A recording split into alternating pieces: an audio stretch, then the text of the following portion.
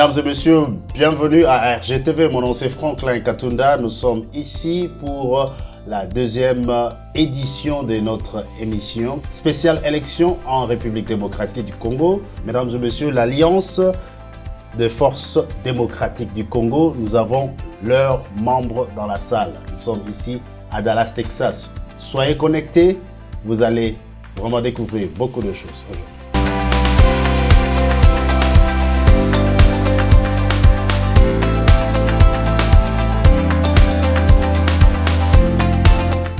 Voilà, le 11 novembre ici à Dallas, c'est donc passé un événement politique qui a réuni quelques fils et filles de notre pays d'origine, le Congo.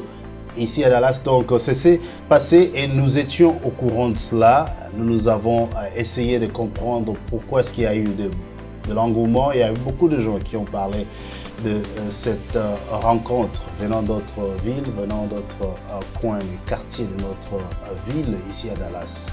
Alors RGTV s'est mis en travail pour pouvoir savoir qu'est-ce qui s'est passé, qu'est-ce qui se disait, et nous a dit que c'était donc la section AFDC Dallas. Ils sont ici dans le studio. Je commence d'abord par la gauche. Je vous demande de vous présenter si vous pouvez. Voilà, moi je suis Guilhem Mukasa, je suis ingénieur et entrepreneur. Et je suis candidat à la députation nationale avec un numéro 102 et députation provinciale numéro 133 de la ville de Kikwit. Je suis cadre AFDC, mais là on est en train d'ajouter que nous, l'événement qu'on a fait, c'était pour les États-Unis d'Amérique ensemble. Voilà. Merci beaucoup. Ok, donc monsieur Guilhem Mukasa, donc vous avez deux numéros, comment les gens peuvent vous reconnaître? C'est sur les affiches, on est en train de mentionner. De l'autre, à gauche de notre affiche, nous sommes en train de primer le numéro 100ED, qui est notre numéro national. Voilà. Et à droite, nous mentionnons le numéro de la provinciale, qui est 133. Voilà. Et au milieu, nous avons monsieur Joseph. Oui. Merci beaucoup, monsieur les journalistes. C'est monsieur Joseph Ngalamouloumé. Je suis cadre de l'AFDC et je suis aussi candidat député au niveau provincial à Tchikapa. En même temps aussi, je suis candidat à sénatorial au niveau toujours de Tchikapa. Ouais. Pour le moment, les numéros qui circulent sur le territoire de Tchikapa, c'est le numéro 403 au niveau provincial. Je suis en même temps entrepreneur congolais. Oui, nous sommes très habitués avec vous. Shekina, comment ça marche? Shekina du service, ça marche très bien. Ouais. Et alors, la troisième personne à ma droite? Oui, merci beaucoup. Moi, je m'appelle monsieur Yale Kitupa. Je suis entrepreneur ici à Dallas et aussi à Kinshasa. Je suis cadre de AFDC. J'apprends que vous êtes membre d'honneur aussi. Oui, nous sommes membre exécutif, membre d'honneur dans notre cher parti AFDC. Il y a eu des discussions parmi votre rencontre. Vous aviez parlé de certaines choses parmi lesquelles les gens doivent savoir, ils veulent savoir comment se constitue votre bureau. Pour le moment, nous sommes en train d'appeler les gens qui reconnaissent que l'AFDC c'est une force politique de la République démocratique du Congo. Okay. Vu l'importance de rôle que joue M. Baati Lukwebo à la tête pas seulement du Sénat et de l'Union sacrée dans l'ensemble. Parce que c'est lui le monteur de l'Union sacrée. Nous sommes en train d'appeler les fils dignes fils des patriotes de la République démocratique du Congo de venir nous rejoindre parce que ces partis et ces messieurs, ils ont fait preuve de la maturité politique en République démocratique du Congo. Si aujourd'hui on parle de la stabilité de ce que nous avons, il faut prendre Fachi, c'est grâce aussi à M. Baati Lukwebo. Alors nous, à ce niveau ici, nous sommes en train de se préparer, organiser l'AFDC à ce niveau. Parce que il y a un grand rôle qui joue la diaspora.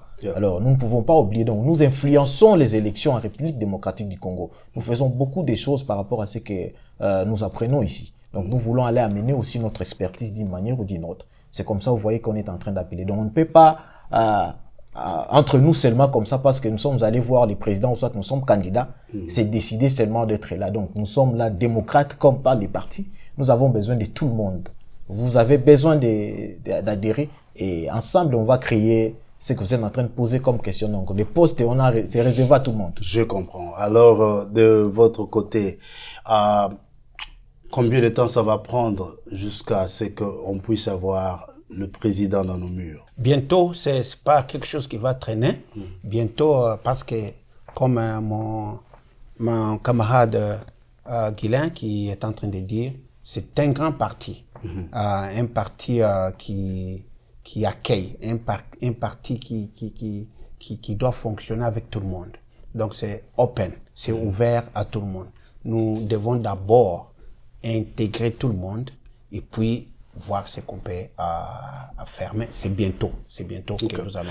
Et au niveau des autres États, vous recevez des échos des autres frères et sœurs congolais qui sont intéressés ou qui travaillent avec vous?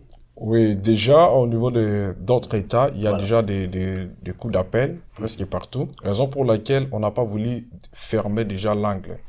Vous nous avez posé une question pour savoir si l'AFDC est déjà structuré ici. Nous ne voulons pas de nous-mêmes structurer déjà l'AFDC. C'est vraiment open comme mes amis venaient de le dire, mais sauf qu'on a subdivisé les États-Unis en 4 parties. Il y a le nord, le sud, l'est et l'ouest.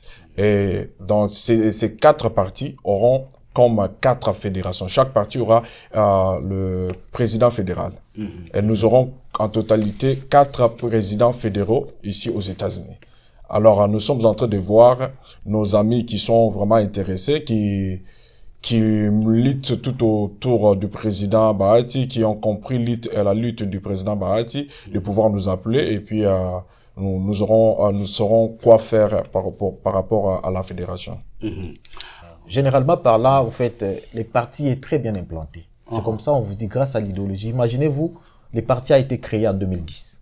C'est en 2011, quand on fait les élections directement, M. Bahati va sortir 20 députés nationaux, s'il vous plaît. Alors, c'est-à-dire, lui, chez lui, ce qui est d'abord très important chez lui, il est de l'Est. Mais si vous regardez dans les partis, il y a tout le monde dedans. Donc, chez lui, là-bas, il n'y a pas quelque chose de... Il n'y a pas de tribalisme là-bas. Donc, chez lui, il prime, au fait, des compétences. Vous êtes compétent, on vous donne ça. Vous êtes compétent, vous méritez. C'est comme ça, vous voyez qu'il a implanté partout. Si vous regardez dans les seuils des élections, le premier parti qui est arrivé à atteindre les seuils, c'était l'AFDC. Alors, si vous ajoutez les alliés, aujourd'hui, là, on ne peut pas parler de dont nous sommes, pour le moment, première force politique en République démocratique du Congo. C'est comme ça, vous voyez, quand on a créé l'Union sacrée, lui, il a amené beaucoup de députés parce qu'il était... Même au sein de l'FCC, si on peut parler comme ça, vous voyez que c'est lui qui était fort. Il était le plus fort, au-delà même de PPRD. Donc PPRD avait beaucoup de députés, mais après, quand il a ajouté ses alliés, il était devenu le plus fort. Et c'est comme ça, pour organiser l'Union sacrée, il a montré sa force, il a créé ce qu'il devait créer, il a appelé les autres, ils sont venus joindre à lui parce que c'est un homme très organisé, et puis les partis est tellement organisé. C'est comme ça, vous voyez que les partis est libre et puis les gens sont libres aussi de s'adhérer. Comment est-ce que ceux-là qui veulent vous joindre peuvent vous atteindre? Oui, nous avons un numéro. C'est le numéro 972 890 87 81. Mesdames et messieurs, vous pouvez donc joindre les comités qui est en train de s'installer ici à Dallas au 972 890 87 81. Est-ce que vous pensez que votre parti a appris quelque chose de la gestion que vous avez eue pendant les 4 ans? Vous savez, d'abord, si on parle de la personne du professeur Modeste Bahati Lukwebo, c'est un professeur qui a beaucoup de connaissances déjà. Avant qu'il vienne à la politique, c'était pas n'importe qui. C'est quelqu'un qui avait déjà gagné normalement sa vie. Donc quand il est venu, c'était juste pour aider. Alors lorsqu'il est en train d'aider, imaginez-vous que la population devait toujours être joyeuse d'appartenir dans ce que lui il est en train de faire. Donc nous sommes fiers de dire que les partis, par rapport à la gestion du pays et ce qui s'est passé, ce que nous allons faire après, donc nous sommes dans les bons. Et l'exercice du Sénat, le Sénat congolais, il fonctionne ensemble avec l'Assemblée nationale, nous le voyons à la Chambre basse.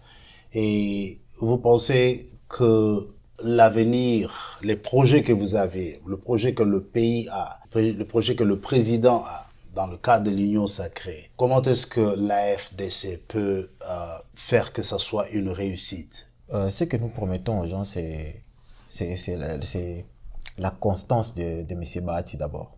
M. Bahati se décide un petit matin parce que c'est quelqu'un qui a travaillé dans le gouvernement depuis 18 ans.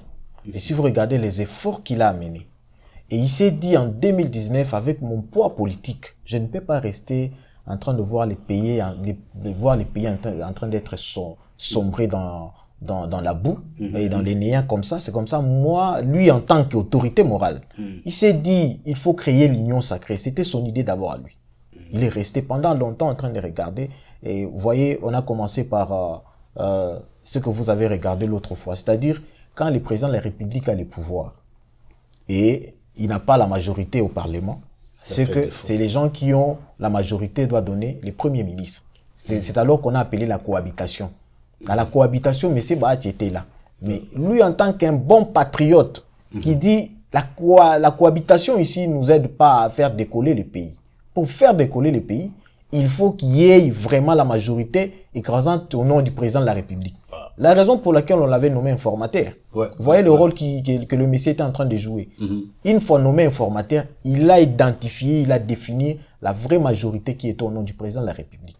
Donc le pays a décollé après 2 ans par l'initiative de l'AFDC avec le président Modeste Bahati Lukwebo. C'est comme ça, vous voyez que l'assurance que nous avons d'appartenir à ces beaux partis, surtout nous jeunes, nous voyons les efforts. Et aujourd'hui, lorsqu'on est en train de parler de l'émergence, les pays en voie d'émergence, la RDC, on voit directement sa tête avec l'AFDC. Donc nous sommes les co-gestionnaires du pouvoir avec M. Félix Antoine Tshisekedi. C'était un bon départ. Je me rappelle quand nous avions eu à comprendre maintenant que la majorité a basculé.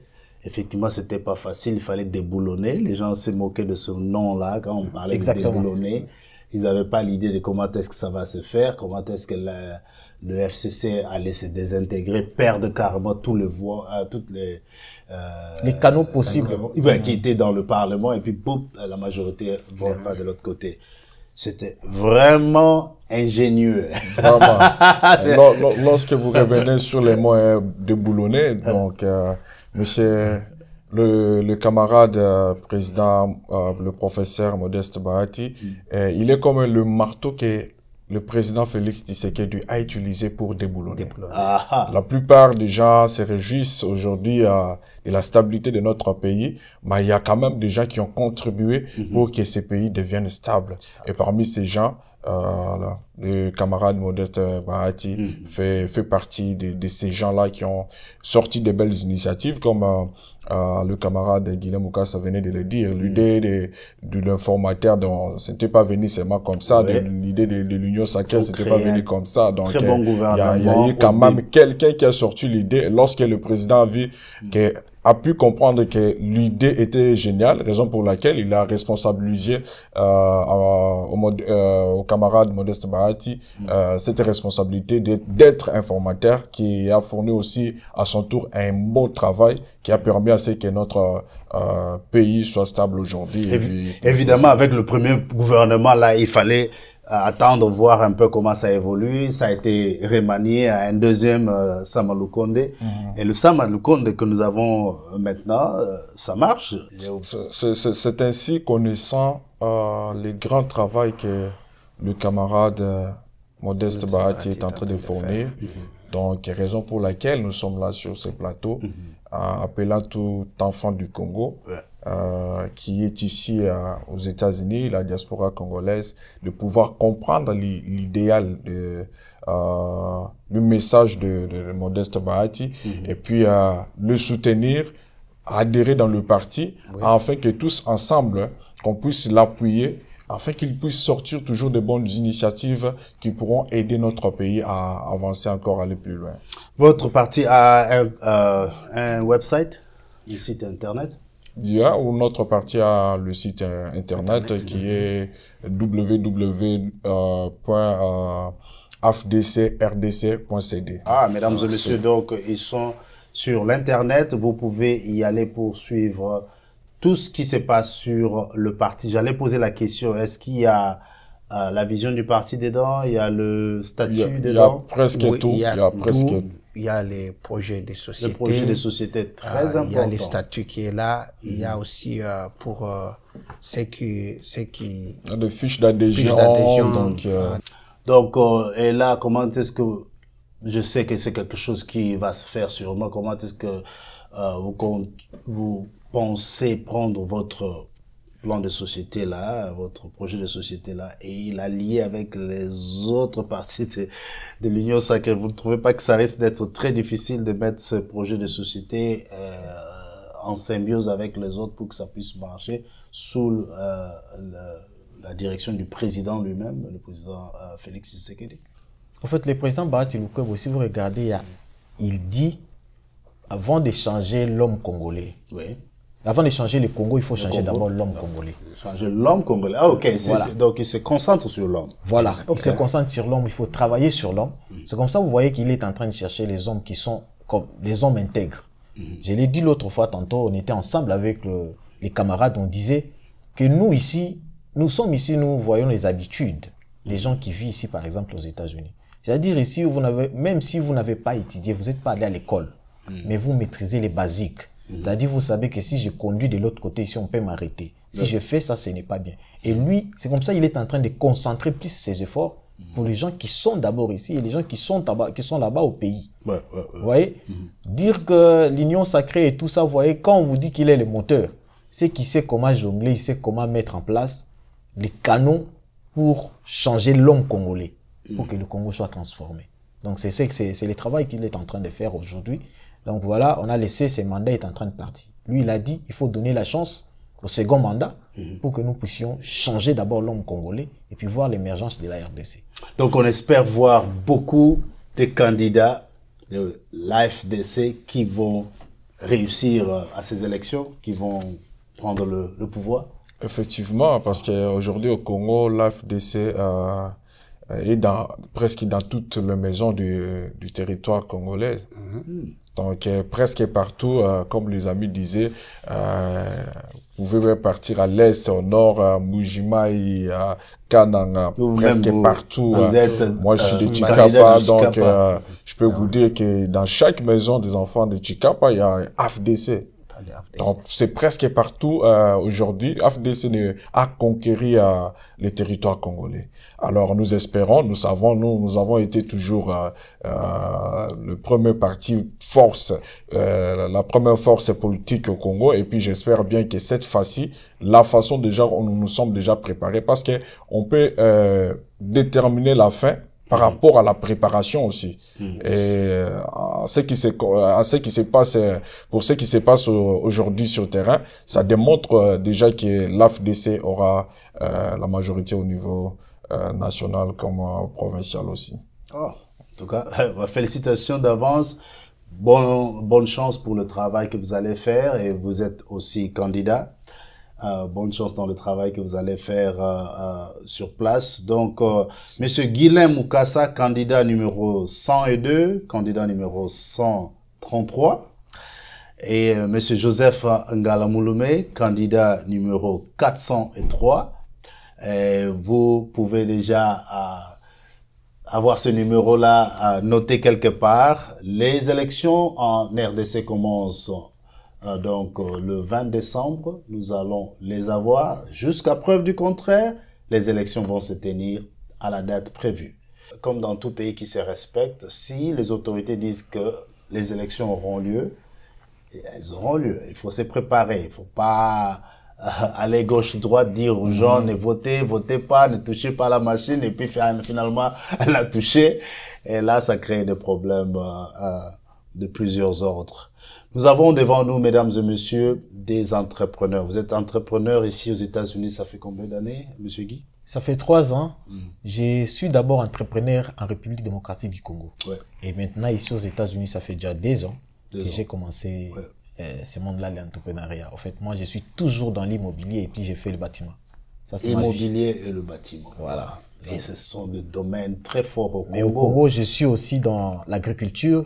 j'ai fait l'élevage, j'ai fait beaucoup de choses comme ça. Ouais, et monsieur Yalé, monsieur Yalé, parce qu'on est habitué avec Yalé, Financial Services. Voilà, vous êtes aussi dans le même cadre. Qu'est-ce qui vous anime maintenant là par rapport au parti, mais surtout par rapport à vous-même en tant qu'entrepreneur? Ah oui, c'est comme M. Guilain disait, je suis aussi dans le business, ça fait 10 ans. Maintenant, je suis aussi au Congo, ça fait 2 ans. Nous voulons un Congo meilleur. Nous voulons un Congo là où tous les fils et les filles du pays se retrouvent. Alors, nous avons des projets d'investissement. Des projets d'investissement pour l'amélioration de notre pays sur le plan technologique. Quel est le domaine qui vous attire le plus? Le domaine qui m'attire? Par exemple, vous êtes à l'aise déjà, c'est le domaine que vous exercez ici. Oui, c'est les assurances. Les assurances. Nous parlons des assurances auto, assurance vie. Nous voudrions arriver un jour dans notre pays où quelqu'un se prend en charge. Il peut arriver que la famille n'est pas peut-être pas pour dire riche, mais quelqu'un a au moins une assurance vie.